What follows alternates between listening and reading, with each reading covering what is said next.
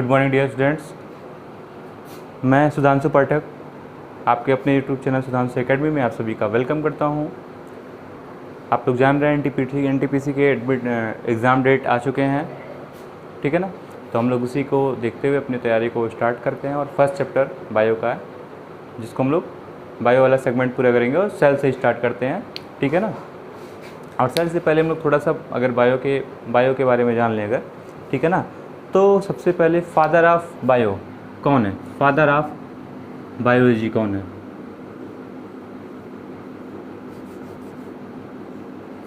Father of biology, father of biology ये कौन है? फादर ऑफ बायोलॉजी हैं अरस्तु। आप लोग अपने नोट भी बनाते चलेंगे तो ज़्यादा क्लियर होगा I think. Father of biology अरस्तु। दिखाई दे रहा है सबको? दिखाई दे रहा है, ठीक। अब इसके बाद बायोलॉजी के फादर तो हो गए, लेकिन बायोलॉजी टर्म को दिया कौन था? ठीक है ना, बायोलॉजी शब्द को दिया कौन था? तो the term of biology is given by the term of biology is given by कौन दिया था? लैमार्क और ट्रेविरेनस, ठीक है ना। तो यहाँ पे मैं नाम लिख रहा हूँ,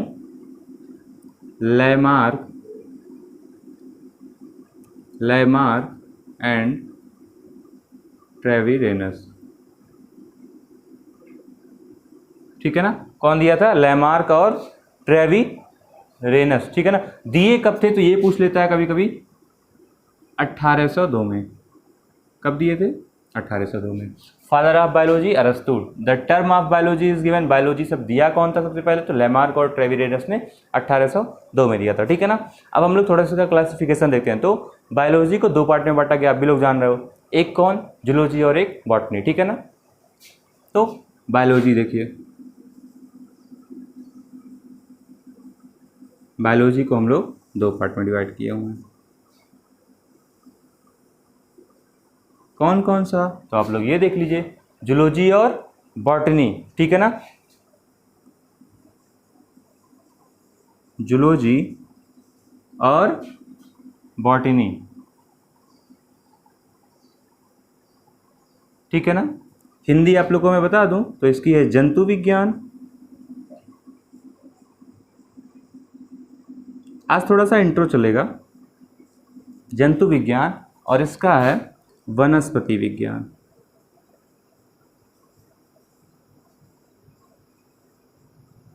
वनस्पति विज्ञान, ठीक है। क्लियर हो रहा है सारे पॉइंट, ठीक है ना। वनस्पति विज्ञान और जंतु विज्ञान। अब एक चीज़, सबके फादर अगर हम लोग देख लें तो जूलॉजी के फादर कौन है? अरस्तु हैं, ठीक है ना। फादर ऑफ जूलॉजी, एफ का मतलब हो गया फादर ऑफ जूलॉजी कौन है? अरस्तु। अच्छा एक चीज़ और देख लीजिए, फादर ऑफ बायोलॉजी पूछेगा तब भी अरस्तु, और फादर ऑफ जूलॉजी पूछेगा तब भी अरस्तु। फादर ऑफ बायोलॉजी अरस्तु, फादर ऑफ जूलॉजी अरस्तु, ठीक है ना। एक चीज़ समझ में आ रहा है ना। अब फादर ऑफ बॉटनी वनस्पति विज्ञान, थियोफ्रेस्टस, इसके फादर कौन है? थियोफ्रेस्टस, ठीक है ना। फादर ऑफ जूलॉजी अरस्तु, फादर ऑफ बॉटनी थियोफ्रेस्टस, ठीक है ना। एक चीज़ और पूछता है, ये अरस्तु, इनके बुक का क्या नाम था? अरस्तु एक बुक लिखे थे, इनकी बुक का क्या नाम था? तो इनकी बुक का नाम था हिस्टोरिया एनिमेलियम। इनकी बुक का नाम था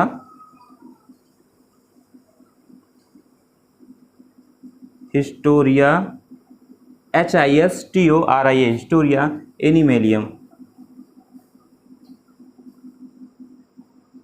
ठीक है ना। एनिमेलियम, हिस्टोरिया एनिमेलियम इनकी बुक का नाम था, ठीक है ना। इतनी बातें समझ में आ गई आप लोगों को। इसके बाद एक चीज़ पूछता है, 5 किंगडम क्लासिफिकेशन किसने दिया था? ठीक है ना। तो और हम लोग जानेंगे 5 किंगडम क्लासिफिकेशन है क्या। इतनी बातें समझ में आ गई ना। अब हम लोग देखते हैं father 5 kingdom classification.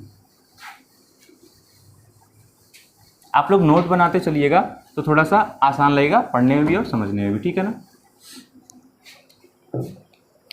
5 kingdom classification 1969 में आर्य छुटे कर दिए थे। 5 किंगडम क्लासिफिकेशन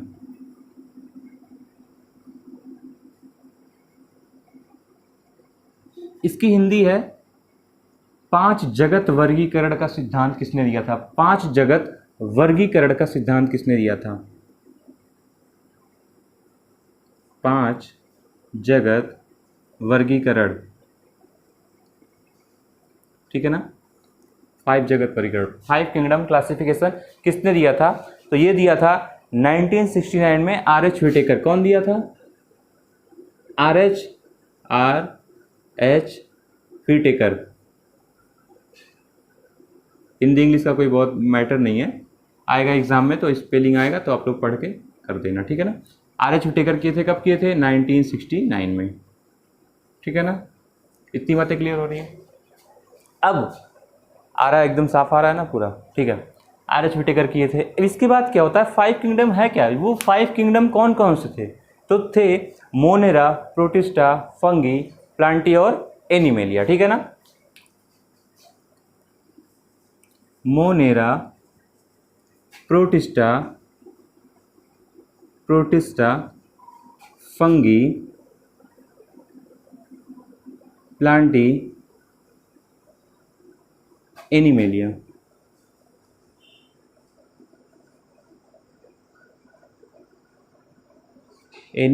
ठीक है ना? आप देख रहे हो 5 किंगडम क्लासिफिकेशन किसने किया? आर एच व्हिटेकर 1969 में। कौन कौन से हैं? मोनेरा, प्रोटिस्टा, फंगी, प्लांटी और एनिमेलिया। अब हम लोग इसमें देखेंगे कौन कौन से एनिमल आते हैं, ठीक है ना? तो आपके मोनेरा में जितने भी प्रोकैरियोटिक बैक्टीरिया हैं और ब्लू ग्रीन एल्गी हैं, कौन कौन से? Prokaryotic bacteria and blue green algae हैं। Prokaryotic bacteria and blue green algae किस में आएंगे? मोनेरा में आ जाएंगे, ठीक है ना? प्रोटिस्टा में क्या आएंगे? ये देख लीजिए आप लोग, unicellular eukaryotic animal, unicellular eukaryotic animal, unicellular eukaryotic animal. अच्छा, इसके एग्जाम्पल भी लिख लिए अगर हम लोग। अभी हम लोग सारे यूकैरियोट, प्रोकैरियोट सारे देखेंगे, यूनिसेलुलर सब हम लोग देखेंगे, ठीक है ना? यूनिसेलुलर, मल्टीसेलुलर सारे चीज़ हम लोग देखेंगे। इसमें देख लें, प्रोटोजोआ, कवक और शैवाल आएंगे। इसके एग्जाम्पल की अगर बात कर लें तो प्रोटोजोआ, कवक एंड शैवाल। ये दिखने में कोई दिक्कत तो नहीं हो रहा है? ठीक, पूरी चीज़ें क्लियर आ रही हैं? ठीक है, हंसी से पढ़िए, ठीक है ना? ऐसे सीरियस होके बहुत ज़्यादा बार पढ़िएगा। पढ़ाई सीरियस से कभी होती ही नहीं है, ठीक है ना? सीरियस होके कभी पढ़ाई होती है क्या? कभी नहीं होती है, ठीक है ना? मोनेरा हो गया, प्रोटिस्टा हो गया। फंगी क्या है?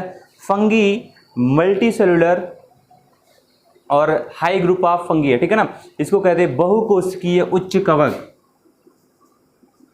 बहुकोशिकीय उच्च कवक, बहुकोशिकीय उच्च कवक इसमें आ जाएगा। अच्छा, प्लांटी में क्या आएगा? नाम से क्लियर है तो, यानी कि प्लांट इसमें आएंगे, ठीक है ना? बहुकोशिकीय हरे पौधे और उन्नत किस्म के शैवाल,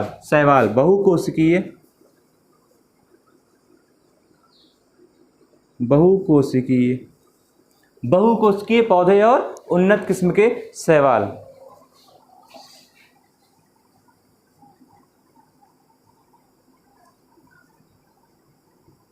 उन्नत शैवाल, ठीक है ना? यहाँ पे किस्में लिखना तो जरूरी है नहीं है। आप लोग तो इतने समझदार ही लगते हो, मुझे देखने से तो सब काफ़ी समझदार लग रहे हो, अंदर से पता नहीं, मैं जानता नहीं। एनिमेलिया क्या है? एनिमेलिया आपका एनिमल से रिलेटेड है, तो प्राणी जगत, ठीक है ना? और एक चीज़, ह्यूमन बींग्स या प्राणी जगत, यूकोशिकीय तो ये यूनिसेलुलर तो होगा नहीं, वो होगा मल्टी सेलुलर होगा। तो प्राणी जगत कैसा है? बहुकोशिकीय प्राणी है। यहाँ पे मैं लिख दे रहा हूँ, एनिमेलिया में कौन आएगा? प्राणी जगत आएगा, प्राणी जगत। और ये कैसा है? बहुकोशिकीय, इसके पास बहुत ज़्यादा कोशिकाएं हैं। अभी प्यार से समझा रहा हूँ, इसको समझ लीजिए, नोट बना लीजिए, ठीक है ना। तो सुने नहीं, प्यार से नहीं डर लगता है, तो प्यार से डर नहीं लगेगा। अभी जब मैं अपना हथियार उठाऊंगा उससे डर लगना शुरू हो जाएगा आप लोग को, इसलिए डरिए और नोट बनाइए। डर रहना बहुत ज़्यादा जरूरी है, ठीक है ना। मोनेरा, प्रोटिस्टा, फंगी, प्लांटिया और एनिमलिया सबके एग्जाम्पल मैंने लिख दिया। यहाँ से डायरेक्टली एग्जाम्पल पूछ लिया था, ये पूछ लिया जाएगा 5 किंगडम क्लासिफिकेशन किसने किया, तो आप लिखोगे आर.एच. व्हिटेकर ने। बोर हो रहे हैं क्या? तो अभी चलने दीजिए इसको, अभी चलेगा। और अगर उबिएगा तो हमको बताइएगा, ठीक है ना। जहाँ पे आप लोग पढ़ेंगे वहाँ पे मैं झरना लगवा दूंगा आप लोग के ऊपर, जैसे सब्जियों को ताज़ा करने के लिए छींटा मारा जाता है, आप लोग को भी छींटा दिया जाएगा, ठीक है ना। अब हम लोग आते हैं कोशिका के ऊपर। तो सबसे पहले हम लोग देख लें कोशिका क्या होता है, ठीक है ना। कोशिका क्या होता है, तो जैसे हम अगर बात करें, ये घर है, ठीक, ये है घर, ठीक है ना। मेरा घर नहीं, मेरा घर इतना छोटा नहीं, मेरा घर बहुत बड़ा है, आप लोग उसमें पैर भी नहीं रख सकते, ठीक है ना। मेरा घर तो इतना बड़ा है, समा नहीं पाएंगे आप लोग इसमें, ठीक है ना। ये घर है, इस घर की ये एक ईंट है, ऐसे ही कई सारी ईंट होंगी, कई सारी ईंट होंगी, ठीक है ना। एक घर की, एक कमरे की एक दीवार, दूसरी दीवार, तीसरी दीवार, चौथी दीवार, ठीक है ना। कई सारे, एक दीवार कई सारी ईंटों से मिलकर बना होता है। तो जो एक ईंट होता है, उस दीवार की एक ईंट होती है, हम लोग कहेंगे वो ईंट उस कमरे की क्या है, यूनिट है। क्या है, यूनिट है, ठीक, यूनिट है। क्या हुआ, आई टंग अंदर करो अपनी, ठीक है, ये यूनिट होगी, ठीक है ना। इसी तरह से सेल भी हमारे बॉडी की स्ट्रक्चरल और फंक्शनल यूनिट होती है। क्या होती है, स्ट्रक्चरल और फंक्शनल यूनिट होती है, जो हमारे शरीर को संरचनात्मक और क्रियात्मक रूप देती है, ठीक है ना। तो हम लोग देखेंगे सेल। सेल को सबसे पहले डिस्कवर किसने किया था, क्या हुआ, ले जाइए सेल। तो कोशिका की सबसे पहले खोज कौन किया था, रॉबर्ट हुक ने, ठीक है। हम लोग यहाँ पे देखेंगे कोशिका की खोज, कोशिका की खोज, ये हम लोग पढ़ेंगे थोड़ा सा कोशिका के बारे में डीपली। कोशिका की खोज सबसे पहले कौन किया था, रॉबर्ट हुक ने किया था, रॉबर्ट हुक।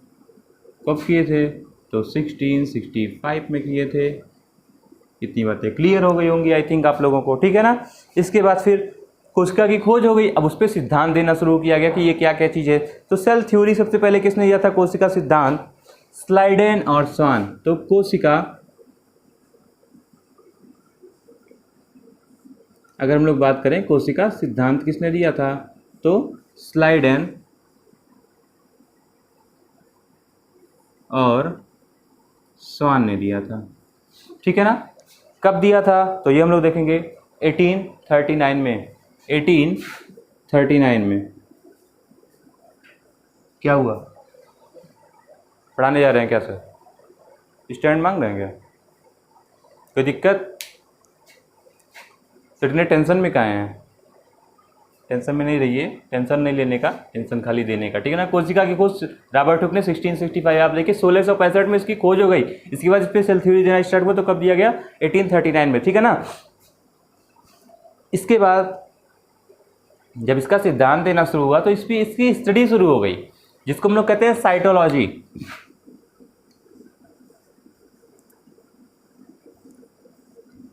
साइटोलॉजी, कोशिकीय अध्ययन, ठीक है ना। अच्छा एक चीज और, साइटोलॉजी को क्या कहा जाता है, कोशिकीय अध्ययन, कोशिका का अध्ययन,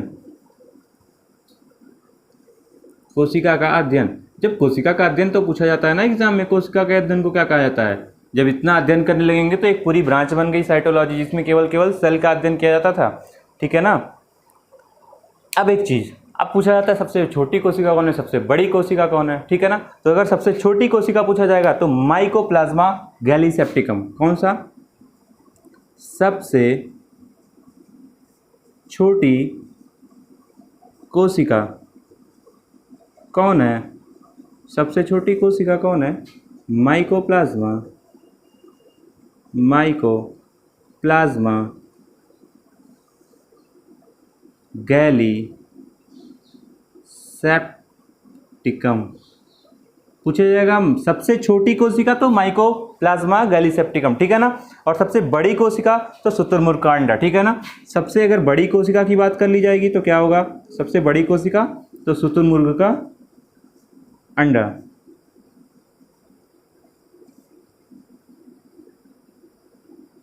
मेरी राइटिंग को कोई ख़राब नहीं करेगा, इस पर मैं छोटा था तो 20 में 20 पाता था, ठीक है ना। अब इंग्लिश का राइटिंग लिखूंगा तो देखते एकदम पागल हो जाएंगे मेरे प्यार के इंग्लिश के राइटिंग में, ठीक है ना। तो पागल नहीं करना आप लोगों को, पढ़ाना मुझे, ठीक है ना, इसलिए लिख रहा हूँ, नोट बनाते रहिएगा। सबसे लंबी, अब इसके बाद सबसे छोटी हो गया, सबसे बड़ी हो गया। अच्छा, लंबी और बड़ी में फ़र्क है, तो अब सबसे लंबी कोशिका कौन सी होती है, तो तंत्रिका तंत्र। सबसे लंबी कोशिका कौन सी होती है, तंत्रिका तंत्र, तंत्रिका तंत्र, ठीक है ना, तंत्रिका तंत्र। इतनी बातें क्लियर। कोशिका का खोज रॉबर्ट हुक 1665 में, कोशिका सिद्धांत स्लाइडेन और स्वान ने 1839 में, 1893 में। अब इतनी जब ब्रांच बन गई तो इसकी स्टडी करने लगी। इसका स्टडी किसमें किया गया, साइटोलॉजी, ठीक है ना। अब सबसे छोटी कोशिका पूछा जाता तो माइकोप्लाज्मा गैलीसेप्टिकम, सबसे बड़ी कोशिका पूछा जाएगा तो शुतुरमुर्ग का अंडा, और सबसे लंबी पूछा जाएगा तो तंत्रिका तंत्र। इतनी बातें समझ में आ रही है तो अच्छी बात है। आप बहुत ज़्यादा इतना ही पढ़िए, थोड़ा थोड़ा पढ़िए, ठीक है ना। और बहुत ज़्यादा पढ़ने की ज़रूरत नहीं है, थोड़ा थोड़ा पढ़ के भी काम चलाया जा सकता है, तो थोड़ा पढ़िए और नोट बनाते रहिएगा, ठीक है ना। आज के लिए बस इतना ही।